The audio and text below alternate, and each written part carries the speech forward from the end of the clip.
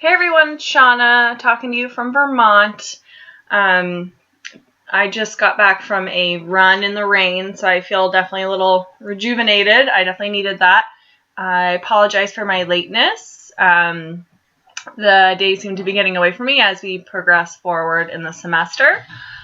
So again, I wanted to follow up on my insomnia therapy group and also a Suboxone patient that I saw last week that I felt was a really good experience for me.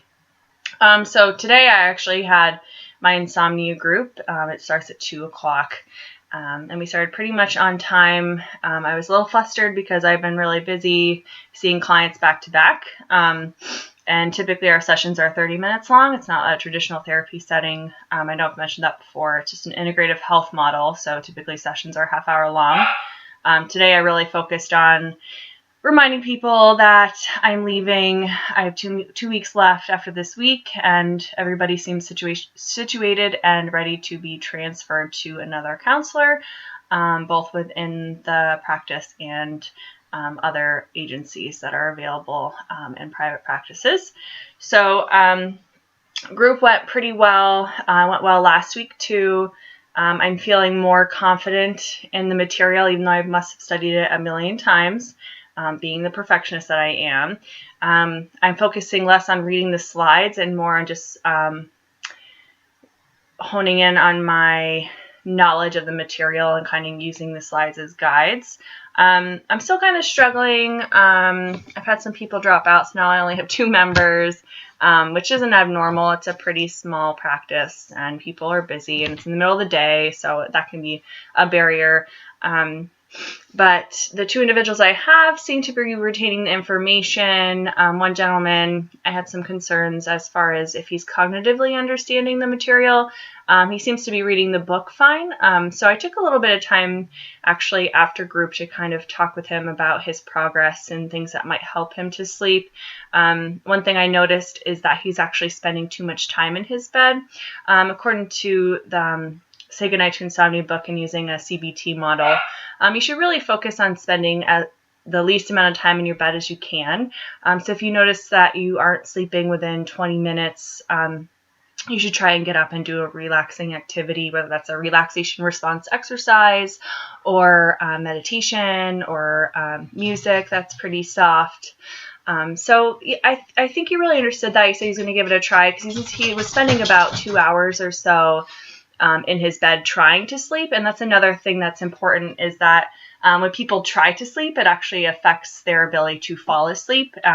And people often, your brain will start associating your bed with wakefulness.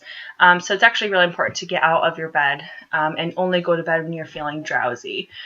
So I definitely want to pick up with the group next week, or maybe if I can, the last week. I think we're all posting just to kind of wrap it up. But so far it's been really good.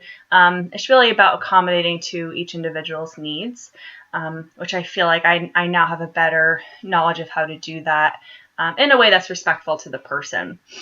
So the Suboxone individual that I saw last week, I already had the labs, and I already spoke to the doctor regarding the results for that. Again, people in this program are only supposed to have a buprenorphine level of 75 or above. That indicates that they are taking their Suboxone appropriately, and we are not to find any other drugs or substances in their urine. But this individual happened to have some other drugs in her urine that I needed to bring up. But really, we hope that people are pretty open if they have a dirty UA. So basically, I approached it as saying, we were talking about some life struggles that she's having, and pretty significant life struggles. And so I was saying, well, let me just take a look at your UA this week. And she right off the bat was like, it's going to be dirty. I had some Adderall with a friend, and I knew that I shouldn't, but I've been feeling really tired because of the antidepressant that I'm on. So we talked a little bit about it. And basically, I ended it with kind of reiterating what the program rules are and that it's really important to not take other drugs while taking Suboxone.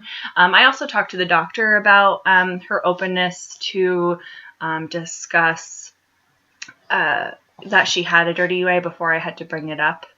So this is a really interesting population that I support, and I definitely, I encourage people, if you ever have the opportunity, this is definitely a growing epidemic in the state of Vermont as far as opiate addiction. So I think it's really important to be able to practice and serve this population, given that it's become such a problem. So I'm really happy I've had the opportunity to be able to serve this population. So I guess my question this week is, has anybody else worked with this population? I know some of you haven't, so that's okay. So if you have any questions for me, I'd be glad to answer them. But what have your experiences been? And do you maybe have some tips for me for future practice? That would be wonderful. So I hope everybody's having a great week. Again, I apologize for my tardiness, and I will see you soon. Have a great day.